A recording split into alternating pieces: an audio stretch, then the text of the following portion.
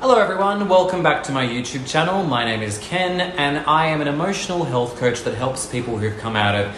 difficult families, toxic relationships to heal, set better boundaries, communicate better, and be prepared to enter and co-create healthy relationships. Now, on today's episode, I want to tackle a very understandable feeling that I think many of us have in our LGBTQIA+ community as to why gay men are so toxic. And just on that note, I am not here to drag, berate, or intentionally be homophobic to gay men. That is not the purpose of this episode. It's really to unpack a lot of the underlying issues behind some of the symptoms that we see, like rampant cheating, narcissism, entitlement, perfectionism, self-shame, blame, and the closeted behaviour that we see in so many of our peers. And if this video is of help to you, please like and subscribe. It really supports me out, and I really appreciate that. So I want to start out by talking about some of the symptoms that we see of this toxic behaviour that's part of our community. Let's just start with an easy one, cheating. I know so many gay men who've been really badly hurt by partners who've cheated on them in some of the most horrific ways. Not just from a night out where they caught someone's eye and, one thing led to another. I'm talking rampant cheating on partners where there's been horrific orgies that have gone on behind a partner's back, long distance travel where trust has been broken by a partner, just feeling the need to meet and be with other people, and also just continuously needing the validation of younger men in order to feel better about themselves as they're continuing to age. And this is only just scratching the surface of a major issue that I think happens for a lot of gay men with this particular symptom of cheating.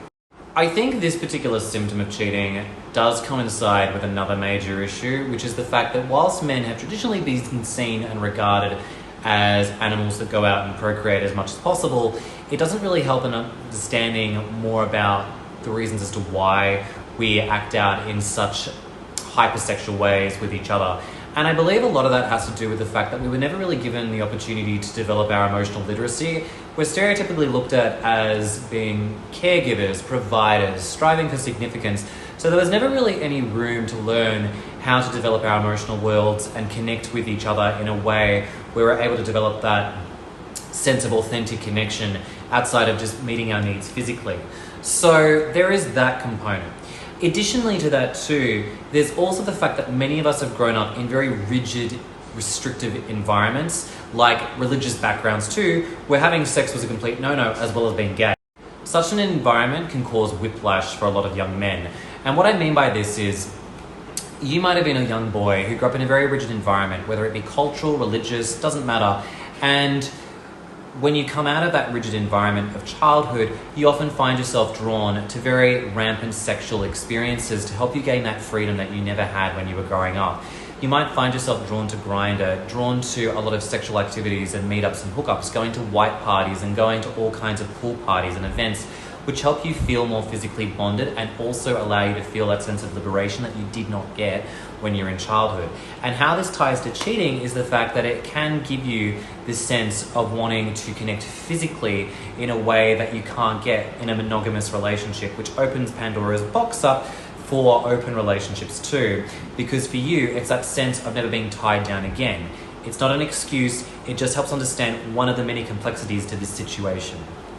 But while we're on the topic of sex as well, I think it's really important to address the fact that there are also other severe issues within our community too that add to this element of toxicity. Many young men have also been horrifically abused and violated as young men, molested and also raped by their senior men in various circumstances. And I'm not just talking from religious experiences, I'm talking in so many different spaces where young men thought that they were safe with teachers, doctors, and they didn't get that safety, or even from family members too, because they were physically assaulted and abused. And what's worse is that for many of these men, they don't actually get the support and care that they need, because often this is overlooked, understandably, because usually this is the providence for a lot of women's issues and challenges that women are going through, where they suffer a significant amount of rape cases, which means that a lot of men get overlooked because of the fact that it's not seen as a major issue. A lot of these atrocities that happen between men, they are very cyclical in nature, and they also can be perpetrated by men who may or may not necessarily be suffering from mental illnesses too. And as a consequence, it does leave a lot of men scarred and unsupported by systems, which can easily contribute to a lot of mental challenges, including suicidal ideation and severe depression and anxiety. And I think this nicely ties into the fact that we also see rampant mental health issues. And I feel like this definitely exacerbates our community's challenges. When we think of heteronormative challenges, I like to dial this up by 10 when we talk about gay men, because as a community that has suffered extensive trauma from not feeling accepted in society, and still to this day is not accepted universally across various communities and cultures, our feeling of unworthiness and unacceptability perpetrates us in so many ways that can contribute to our mental health and well-being. Now, before we dive too deeply into this mental health arena, I want to make it very clear that the purpose of this video isn't to go too deeply into this particular topic today. It's really just to gloss over how the mental health of our community can severely impact our health and well-being as a whole. So, when we think of our mental health as a gay man, it's really important to understand that there is definitely a lot of pressure on us to feel safe and also accepted in society. And if we've grown up in an environment where we're bullied at school, it also can create a lot of self-loathing and self-criticism, which then can be projected out onto so many of us too. Add to that too rampant racism, and you've got a real hot mess of people who are just abusing one another because we're never able to fit in with our own acceptances and standards for what we deem to be good enough too, whilst also continuing to judge ourselves by the same harsh metrics and never feeling good in ourselves. Because of the atrocities that have been committed against our community, we often see a lot of post-traumatic stress disorder. We see a lot of men suffering from depression, anxiety, from a range of mental illnesses that can include BPD, bipolar, and even situations too which develop into rampant narcissism too. And without necessarily going into the specifics of each of those, I think it's really important to be aware that when we are a very fragile community that's hurting and bleeding from these experiences, without a lot of support, because we are still very much growing that, it does mean that we often find ourselves hurting one another in very big ways, where in a heteronormative setting, it would seem extreme, but for us, it's our norm because we're so used to being so rude and hard to ourselves, we push that out onto our own community members too, which just makes things worse for everyone. And I don't think we can talk mental health without including addiction. Our community has a lot of addictive challenges that we face. Now, to understand addiction the way I see it is that it's a coping mechanism to help us deal with a lot of underlying issues, including, low self-worth, self-judgment, past experiences that have been incredibly traumatic. So when we think of some of the examples of addiction, well, there is definitely a great deal of sex addiction. There's a lot of alcoholism. There's also a great deal